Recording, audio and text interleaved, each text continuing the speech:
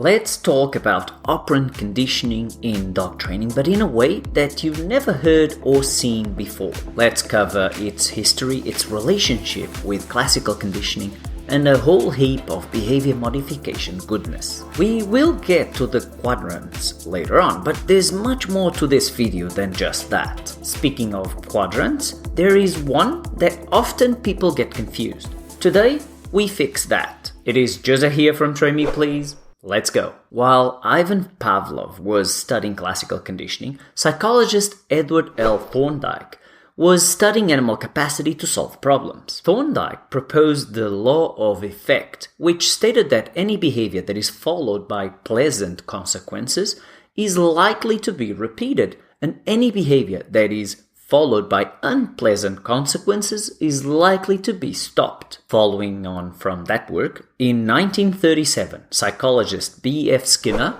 created the concept of operant conditioning. He basically stated that during instrumental or operant conditioning, any organism will learn a certain response by operating in its environment. His main objective was to study how behavior can be modified by consequences. At this point, I just want to mention that it's very important to point out that even though classical and operant conditioning have distinctive characteristics, they are also very related and interconnected. The line between classical and operant responses is often blurry, so distinguishing between the two types of conditioning is, in a way, something we do in order to simplify behavior analysis. In reality, both processes happen simultaneously and cannot be easily separated. Whenever we are training a certain behavior, we are also, for the most part, also molding an emotional state. This means that whenever we are aiming to use operant conditioning to shape a behavior, we will be automatically bringing classical conditioning along for the ride. In order for operant conditioning to happen, we need to have a contingency. This is a functional or causal relationship between the behavior and something that happens in the environment. We need an if-then situation. If the dog sits, she'll get a cookie. If the dog barks, the other dog will move away. Those are contingencies with two components. In applied behavior analysis, we are often interested in contingencies with three components. The ABCs: antecedent, behavior, consequence. We give a cue for the dog to sit. The dog sits and gets a cookie. The dog sees another dog way too close, barks at the other dog, and the other dog walks away. The consequence can be reinforcing or punishing, depending on whether it will make more or less likely for that behavior to be repeated in the future under similar circumstances and with similar antecedents. Contingencies can even be influenced by 4 or more components. For example, if you have a distant antecedent, such as other dogs nearby, your sit cue may no longer elicit the behavior of sitting in your dog. In a nutshell, what this means is that context matters. Think about recalling your dog to you. That's much easier in a low distraction environment, right? In operant conditioning, behavior is any measurable reaction by the learner when in a given situation or when faced with a certain stimulus. Additionally, we are talking about voluntary behavior here, which means that the learner chooses to do it by moving their muscles. There's also involuntary behavior and responses, which we will not address here. Operant behavior is defined as behavior that is influenced by its consequences. For example, if a dog gets a reinforcer for recalling to a person, that behavior is more likely to happen in the future. So we have a relationship between the behavior, running towards the person, and the consequence, receiving a delicious cookie. The consequences of behavior can be divided into 5 different categories: positive reinforcement, negative reinforcement, positive punishment, negative punishment, and extinction. Reinforcement, positive or negative, maintains or increases the chances of a behavior happening again in the future. Punishment, positive or negative, and extinction decrease the chances of a behavior happening in the future. Reinforcement and punishment involve some form of modification after the behavior occurs. Extinction, on the other hand, takes place when nothing happens after a previously reinforced behavior. For example, if a dog begs for food at the table and sometimes gets food for that behavior, an extinction example would be to completely stop offering food to the dog in that situation. It is important to mention here that reinforcement and punishment are defined by what happens to the future frequency of a behavior, and not by our intentions. When defining operant conditioning terms, positive and negative are not equivalent to pleasant and unpleasant. Instead, they are related to the way in which reinforcement and punishment are applied. Positive means that we add a stimulus, and negative means that we remove a stimulus. This picture shows a representation of the 5 basic principles of behavior. It is worth clarifying that what you reinforce or punish are behaviors, not the dogs. You reinforce the sitting behavior by offering a cookie to the dog. You punish the jumping behavior by walking away from the dog. Operant conditioning also happens all the time when you are not there. For example, if the dog barks at something and there is some form of consequence within the environment, the barking behavior can increase or decrease in the future. In positive reinforcement, a stimulus is added after a behavior, and that behavior becomes more likely to happen in the future. A dog lays down and gets a piece of food. Lying down in that situation becomes more likely to happen in the future. In negative reinforcement, a stimulus is removed or decreased after a behavior, and that behavior becomes more likely to happen in the future. For example, someone presses down on the dog's bottom, and as soon as the dog sits, the pressure is removed. Sitting becomes more likely to happen in the future in that situation. Negative reinforcement is the one that a lot of people get confused about, so we'll come back to it later on and make it super easy for you to be able to tell when a given behavior has been negatively reinforced. Sometimes we can have both negative and positive reinforcement taking place. For example, a dog might move from a sunny and hot spot to a cooler place. The dog is trying to stop or avoid the heat, so this is an example of negative reinforcement. Alternatively, the dog's movement can be in order to obtain a cool sensation. So this is an example of positive reinforcement. Both options can be correct. Now, let's explain punishment. In positive punishment, a given behavior is followed by adding a certain aversive stimulus which results in that behavior happening less frequently in the future. For example, the dog jumps and you yell, "No, stop it."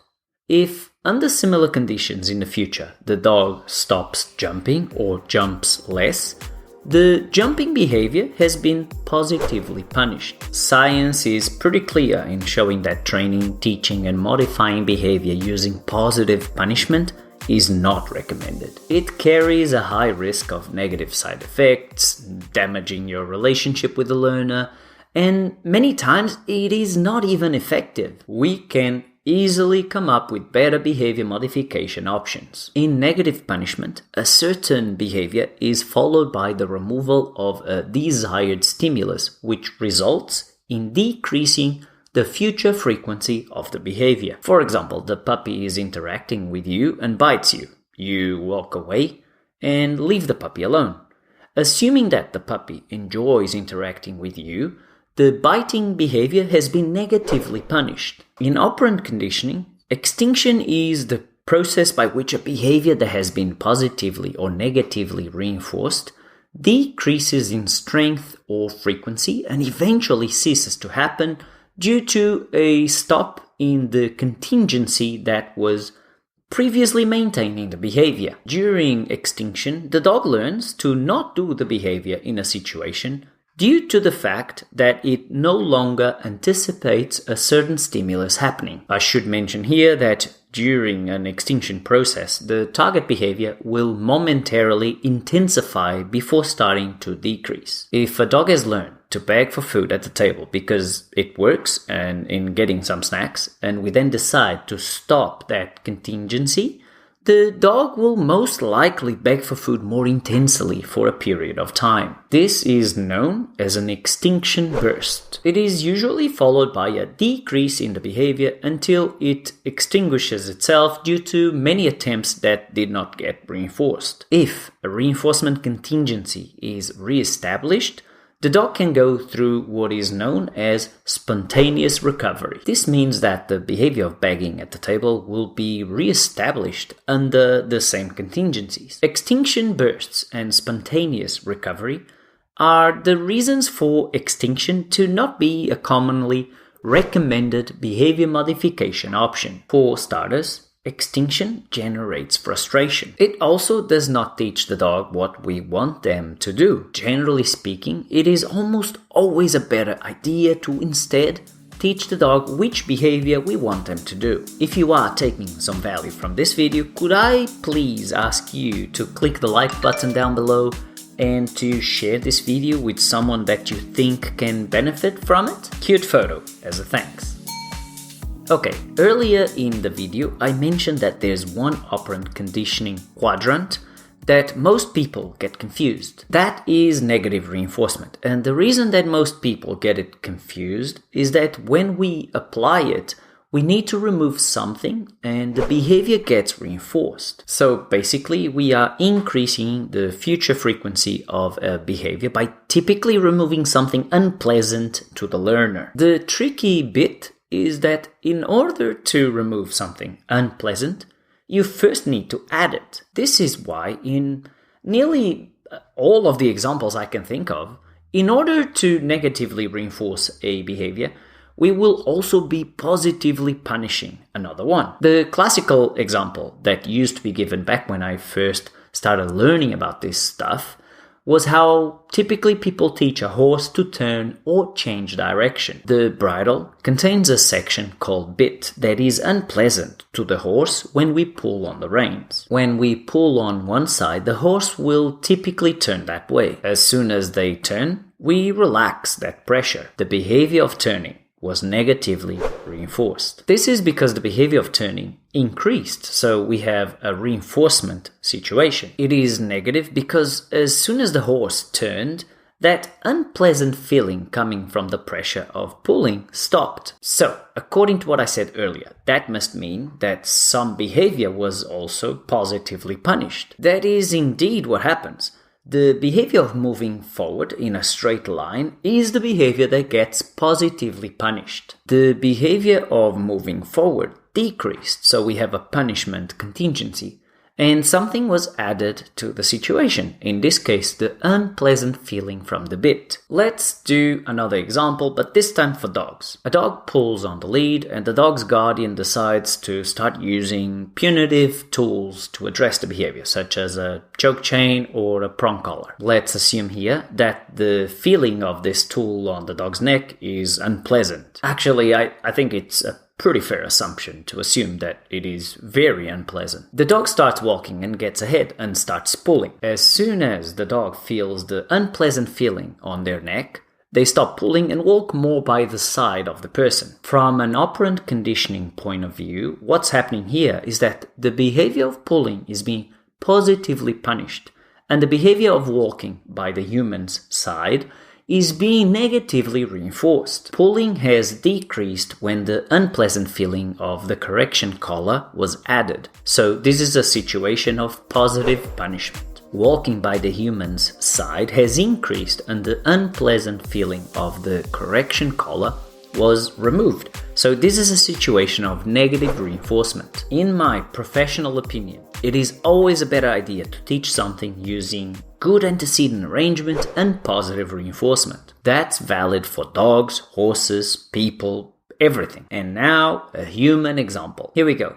You deliver an important report to your manager late and get a pretty nasty verbal correction for that. For most people in this circumstance, the behavior of delivering the report late would be positively punished, and the behavior of writing the report on time would be negatively reinforced. This is a quick and efficient way of changing your behavior, right? Well, not so fast. Think about that for a second. How would you feel about your manager going forward after a nasty verbal correction? Would you like them just the same? What about completing those reports? Would you like to do that task just the same? Or would you be afraid of the possible consequences? Compare this to a situation in which your manager prepares the whole entire situation so that it is super easy for you to complete the report on time. When you do so, your manager is super nice about it and there's a smile on their face. How would you feel about that one? I bet that you would be full of pleasant feelings, would enjoy doing that task,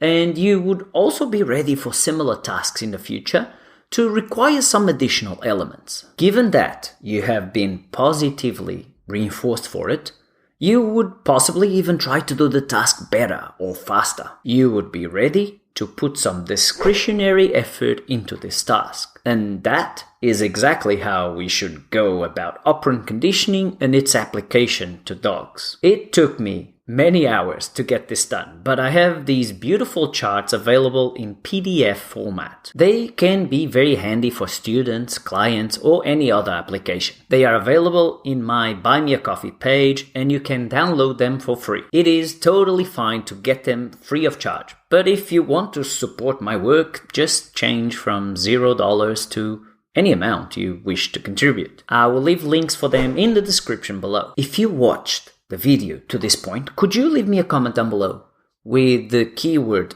operant? That will let me know that you watched the video to this point. I love the science of behavior modification. If you do too, check out this video here. I think you'll like it. Obrigado pessoal e até à próxima. Tchau!